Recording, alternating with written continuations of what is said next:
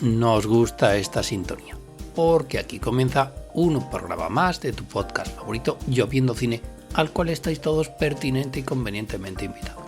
No necesitáis de ningún tipo de entrada, no necesitáis de ningún tipo de permiso. Las puertas están abiertas de par en par, por si hacía falta decirlo.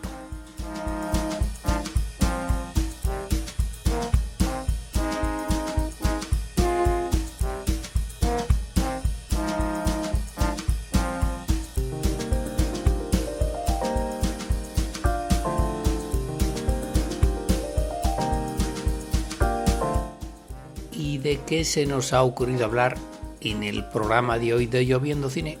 Pues la cosa va a ir de directores de cine, de directores y atención al palabra que se nos ha ocurrido decir, directores colindantes.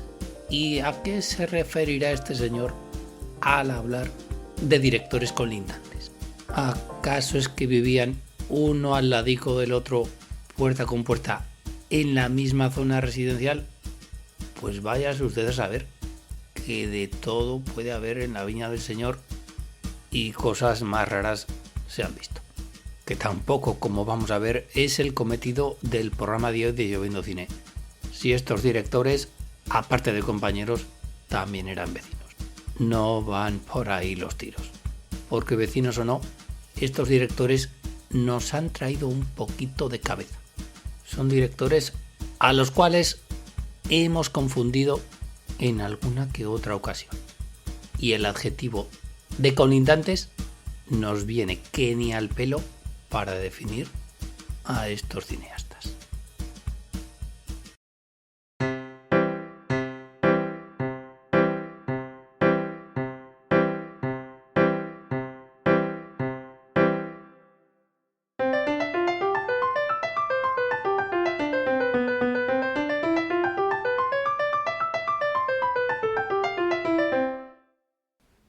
Pues en eso consiste la calificación de colindantes a todos los directores que van a venir hoy a nuestro programa. Hemos dicho que a estos directores los confundíamos y servidor todavía a día de hoy los confunde por una razón o por otra.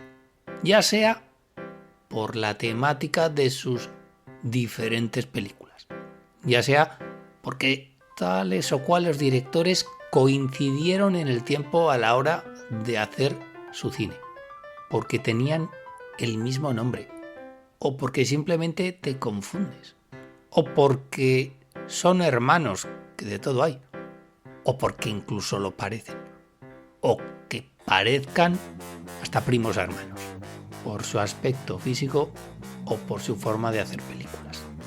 Entra en juego incluso nuestro queridísimo a que pareciera que tal o cual película había sido dirigida por un director que no lo hizo en realidad. A veces esto de confundir a dos directores es tan sencillo como confundir un alfiler o un imperdible, o una aguja de coser. ¿Quién no se ha encontrado en una situación así a la hora de nombrar a uno u a otro? Pues con los directores de cine es lo mismo. Vamos a confundir un alfiler con un imperdible y no vamos a confundir, por ejemplo, a John Cromwell o con John M. Stahl o incluso con Douglas Sirk, cuatro de los máximos exponentes, y ahí entra la disquisición de aquello que en su tiempo se llamó melodrama. ¿Qué fue del melodrama? El melodrama en blanco y negro de los años 30, 40 e incluso 50. Que tire la primera piedra quien no haya confundido al señor Stahl con el señor Borsage, o con John Cromwell, o con Douglas Sirk, cuatro de los directores que más lágrimas por metro cuadrado han derramado en la historia del cine. Todos ellos coetáneos, todos ellos haciendo cine prácticamente a la vez. Pared con pared, no serán vecinos, pero a lo mejor sí que lo eran de estudio. Directores que prácticamente y sin prácticamente se intercambiaban las estrellas. Hasta se hacían versiones de las películas de los otros. Imitación a la vida, John M. Stahl. Y 2 décadas después, hizo su propia versión Douglas Sirk. Y no contento con ello, Douglas Sirk hizo su propia versión de la película que 2 décadas antes había hecho de sublime obsesión John M. Stahl. En el fondo parecían como niños. O eso, o que se nutrían de las mismas fuentes para el melodrama. ¿Cómo entonces no vamos a confundir a unos con otros? Y hasta creíamos que la primera versión de Sublime Obsesión la había realizado también Douglas Sirk. Y ya hemos visto que no, que fue Don John M. Stahl.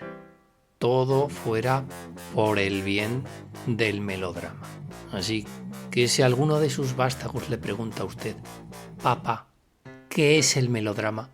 Sáquele una cinta de una película de John Cromwell, de Frank Borzage, de John M. Stahl o de Douglas Sirk. Pero cuidado, no se vaya usted a confundir de película.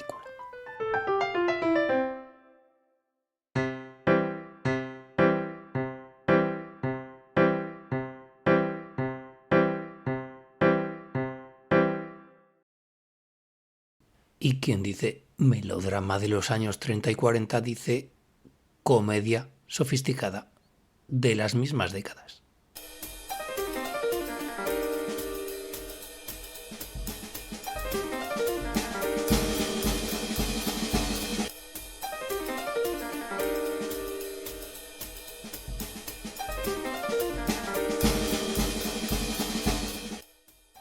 Porque en ocasiones casi montaba tanto Gregory la Cava con Leo McCarey y casi nos está quedando un inesperado pareado.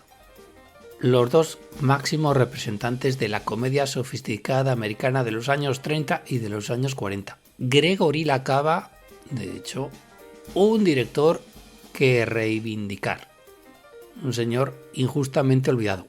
Y cuando hablábamos de comedia, de la buena comedia alta y sofisticada de aquellos años, teníamos que nombrar en primer lugar a este señor, a Gregory la Cava, que bien puede confundirse con el bueno de Leo McCarey a la hora de respondernos en alguna que otra ocasión que cuál director de los dos había realizado una determinada de esas comedias. Así de primeras, al servicio de las damas, ¿sabéis exactamente quién dirigió esa película? Pues habría que poner una X en la quiniela. Fue Gregory la Cava, pero podría caber perfectamente la duda. Igual que con la película La muchacha de la Quinta Avenida. Pues también fue él. También fue Gregory la Cava, pero a que pareciera que cualquiera de esas dos películas hubiese podido estar dirigida por Leo McCarey. Motivo de más para reivindicar a don Gregory la Cava. Estaba a la altura de don Leo McCarey en aquellos años a la hora de realizar y de dirigir esas películas. Claudette Colbert llamaba a su puerta. Carole Lombard, 3/4 de lo mismo y nada más que se había ido de la habitación doña Claudette.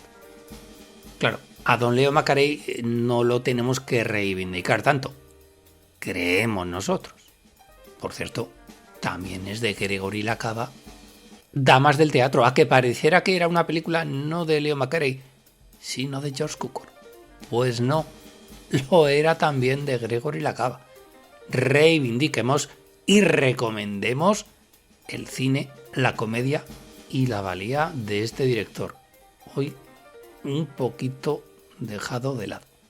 Gregory la Cava, al cual confundimos nada más y nada menos que con uno de los grandes, con Leo McCarey. Y por lo menos en Lloviendo Cine, por lo menos servidor, también se confunde a dos grandes de la serie B del cine americano. Edward G. Ulmer y Joseph H. Lewis.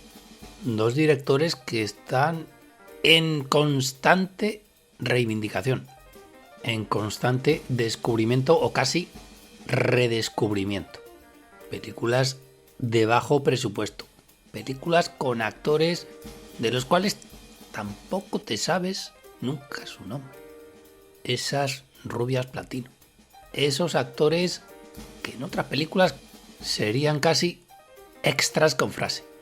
Claro, es que ahí hay una pequeña trampa, porque son dos directores con nombre, con apellido, pero con inicial central. Quizás sea ese un motivo por el cual confundamos a uno con otro.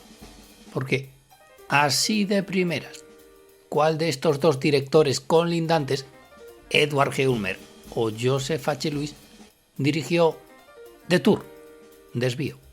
¿Cuál de los dos dirigió El demonio de las armas? Pues así de primeras, X en la quiniela. Nos lo tenemos que pensar, incluso lo tenemos que mirar. Parecieran directores primos hermanos, y eso que uno nació en Chequia, el bueno de don Edgar, y el otro en Nueva York, el bueno de don Joseph. Pues The Tour la dirigió Edgar G. Ulmer y El demonio de las armas Joseph H. Lewis, pero a que pareciera que podían ser dos directores intercambiables a la hora de realizar o de haber realizado esas dos películas. Reivindiquemos y recomendemos estos dos directores, estas dos películas y de paso el cine negro de serie B de los años 40 y de los años 50. Nos podemos llevar alguna que otra sorpresa. Y un poquito, como dirían ahora, en plan más moderno, tenemos a dos directores que a Lloviendo Cine a servidor, en alguna que otra ocasión también, se le cruzan los cables. Uno de ellos es Paul Schrader, sí, el guionista de Martin Scorsese y también director. Y el otro es Abel Ferrara. Dos auténticos cineastas underground, de esos que no se sabe bien si estrenan o si directamente ruedan sus películas para sí, para su propia filmoteca. Para que pasados unos años digamos, sí, pero si dirigió hace un par de temporadas tal o cual película, que se han alternado en los últimos tiempos a Ethan Hawke o a Willem Dafoe, motivo de más para confundir a uno con otro. No nos engañemos, el bueno de Ethan Hawke y el bueno de Willem Dafoe, afortunadamente, están entrando en la categoría de actores underground. Otra confusión de directores colindantes. Un clásico en Lloviendo Cine. David Cronenberg y John Carpenter, o más bien habría que decir las películas ochenteras de David Cronenberg y las películas ochenteras de John Carpenter. Hubo un momento en el que veías las películas de uno y las películas de otro y no sabías con qué carta quedarte. ¿Quién era el responsable de las criaturas de sus películas y de las criaturas que aparecían en sus películas?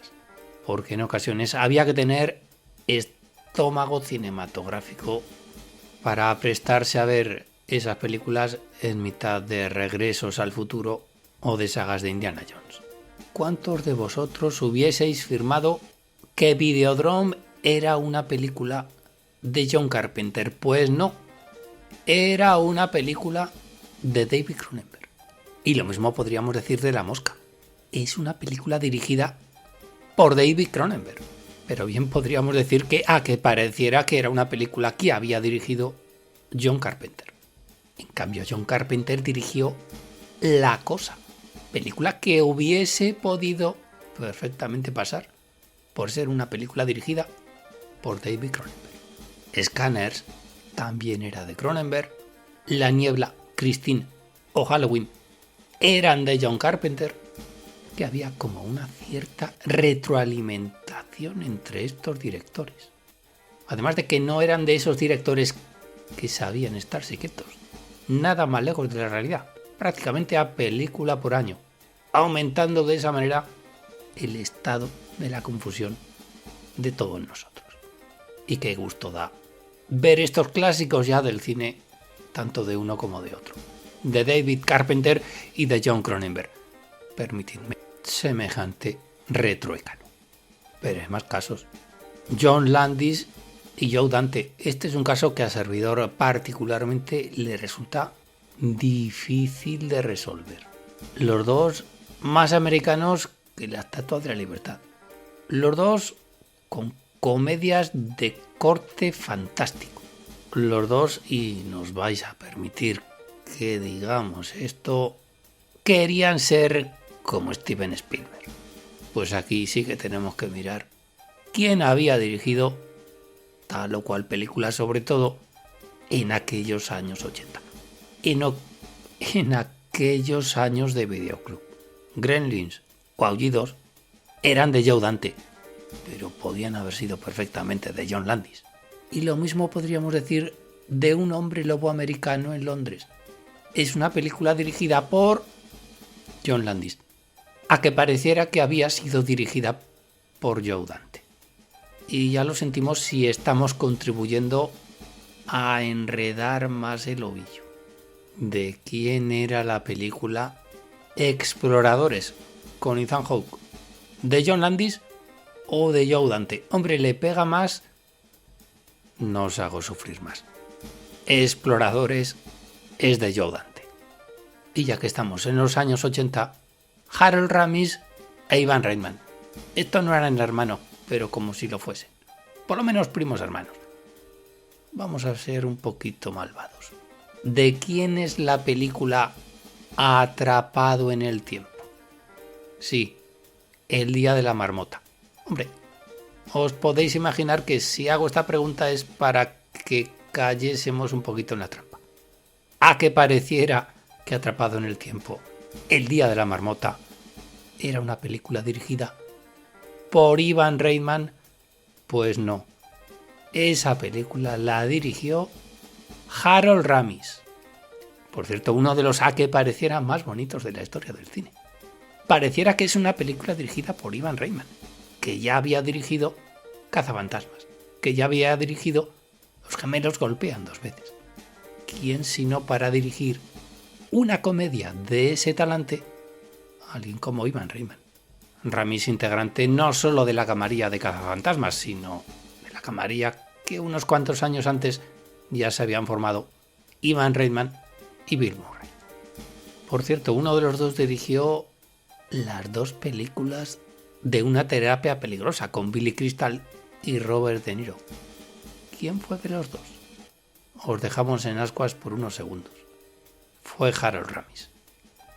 ¿Por cuál de los dos hubieseis apostado vosotros?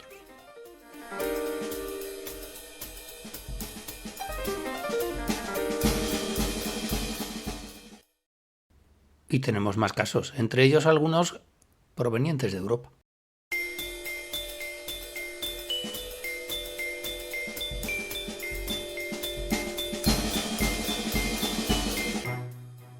Por ejemplo, dos británicos que se llaman igual. Mike Lake y Mike Newell. ¿Quién de vosotros no se ha confundido de nombre, de película, de director, al pensar en ellos dos, en Mike Lake y en Mike Newell? Dos británicos prácticamente de la misma generación, que se llaman igual, aunque uno de ellos ya, y tenemos una de las primeras pistas, se puso a dirigir a Harry Potter. Otra pista, el otro es más de temática social. Podríamos decir que Mike Lake, el director de temática social, es un Ken Loach que escribe con rima. Dicho esto, con todos los respetos para el que es uno de los grandes directores europeos de los últimos 50 años, Don Ken Loach. Pero es que es verdad, antes de que Mike Newell pasase a dirigir películas de Harry Potter, la confusión estaba a la vuelta de la esquina. Costaba diferenciar a estos dos directores colindantes, Mike Lake y Mike Newell. Y eso, que en realidad el cariz de sus películas era más bien diferente. No era difícil saber quién era el director de películas como El secreto de Vera Drake, o Naked, o Secretos y mentiras. Era Mike Lake. Pero claro, el hecho de que fueran de la misma generación, provinieran de Gran Bretaña, y los dos se llamaran igual, podía inducir a error, aunque Harry Potter nos sacó de la duda. Gracias, señor Potter.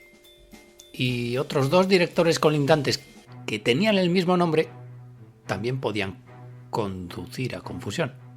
Uno era británico y el otro norteamericano. El británico era John Boorman y el norteamericano John Milius. Los dos hacían películas de aventuras, pero no un tipo de aventura al uso, sino un tipo de aventura, podríamos decir, que intelectual. Aventura con mensaje.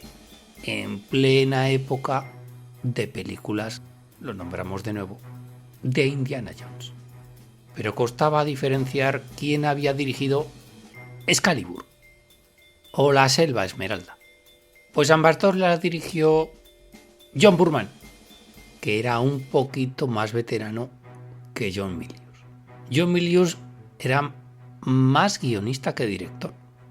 Dirigió menos películas que John Boorman, pero a que pareciera que Excalibur bien podía haber sido dirigida por John Milius, que fue quien dirigió la primera de Conan, Conan el Bárbaro.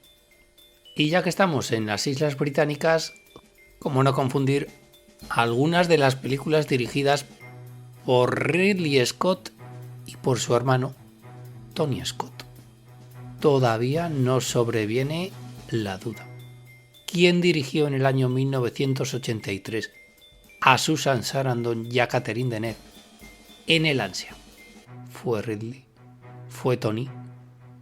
Fue este último. En caso de duda, fijaos qué película tiene más aspecto de videoclip. Y vamos a decir que qué película tenía más planos por segundo, pero me parece que la balanza se ha ido equilibrando con el paso del tiempo. Y cómo no van a ser también dos directores colindantes, Ron Howard y Ridley Scott. De nuevo Ridley Scott, ¿qué tendrá el bueno de Ridley Scott? Para que nos entre la duda a la hora de saber si ha dirigido tal o cual película. En este caso, si ha dirigido o no una película dirigida por Ron Howard. Y claro, nosotros creemos que la duda empezó en el año 2000, cuando Ridley Scott dirigió a Russell Crowe en Gladiator. Ahí comenzó todo. Al año siguiente, Ron Howard lo dirigió en Una mente maravillosa. Ahí nos entró a todos el desconcierto. Pareciera que a partir de esos 2 años, cualquier película que dirigiera Ron Howard lo hubiera sido por Ridley Scott y viceversa. Hasta que llegó otra clave para diferenciar a uno y a otro. Cuando veáis una película en la cual aparece Tom Hanks y pareciera que está dirigido tanto por uno como por otro, no lo dudéis. Esa película es de Ron Howard. Tom Hanks jamás ha sido dirigido por Ridley Scott.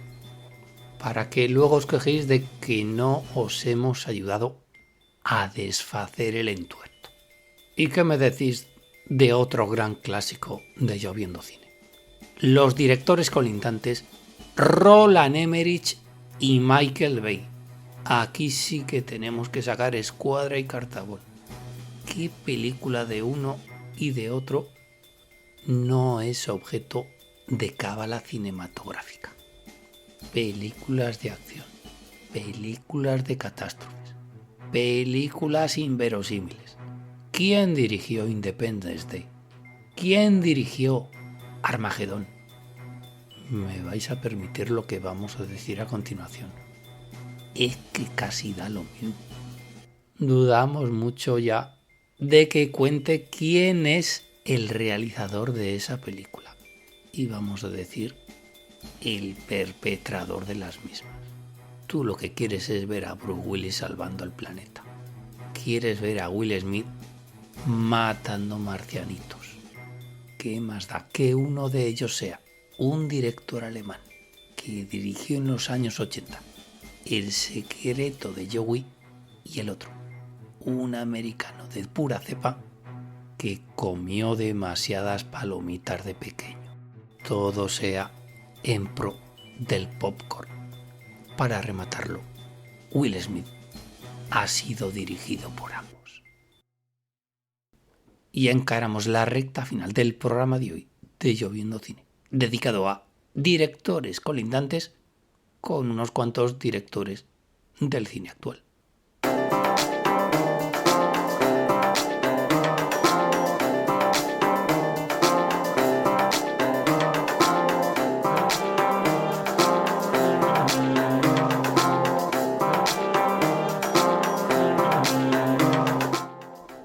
últimamente tenemos algún que otro ejemplo, como por ejemplo, ¿quién puede diferenciar las películas dirigidas por Greg Mottola y por Judd Apatow? ¿Quién podría asegurar que tal o cual película ha sido dirigida por uno o por otro? Ejemplos: Virgen a los 40, Super Salidos, La boda de mi mejor amiga.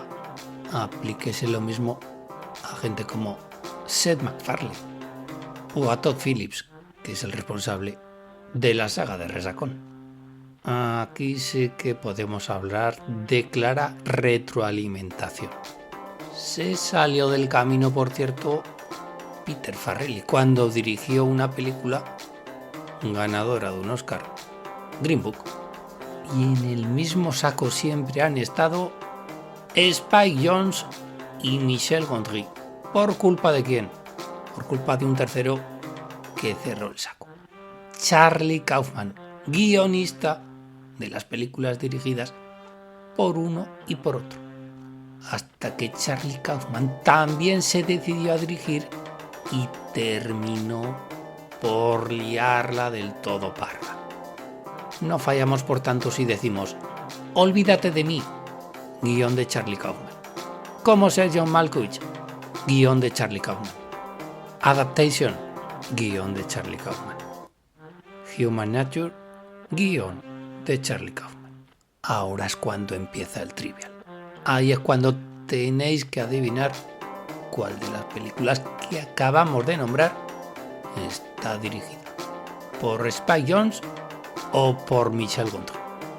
No es que queramos ser malvados o queremos despertar la curiosidad, sobre todo si todavía alguien no ha visto cualquiera de estas anteriores películas.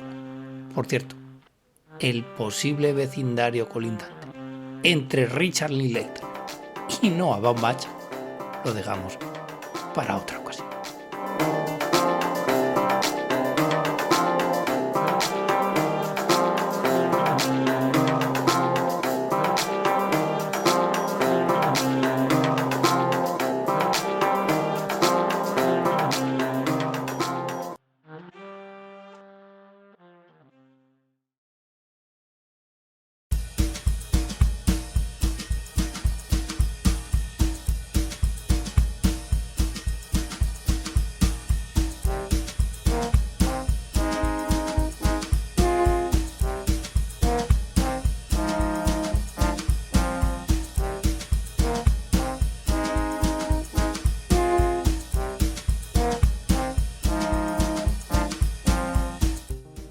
Y hasta aquí ha llegado un programa más de tu podcast favorito, Yo Viendo Cine, en el cual hemos dado un repaso a todos esos, como ya hemos visto, hay más de uno y más de dos, directores de cine colindantes. En alguna que otra ocasión nos hemos confundido por su nacionalidad. En otra nos ha inducido a error que realizaran el mismo tipo de película en una determinada época. Y en otra, simplemente porque eran hermanos. O lo parecían. ¿O es que acaso en realidad parecían primos hermanos? Seguro que nos hemos dejado más vecinos colindantes de cine en el tintero. Todo es cuestión de ponerse manos a la obra. Esperando que el programa haya sido de vuestro total agrado, nos despedimos hasta la semana que viene, en la cual hablaremos sobre un tema que, como siempre, se nos ocurra en los próximos días. Hasta entonces no nos queda más que agradeceros muy mucho vuestra atención, bastante más vuestra paciencia y haceros la recomendación culinaria final de todos los Yo Viendo Cine. Comed mucho plátano, que es muy sano. Amén de cualquiera de sus frutas colindantes. Y sobre todo, cuando miréis al cielo, ya sabéis lo que tenéis que hacer. Buscad vuestra nube, todos tenemos una. Y cuando hayáis entablado confianza y conversación con ella, tenéis que decirle bien alto y bien claro aquello de... que llueva cine. Par 10.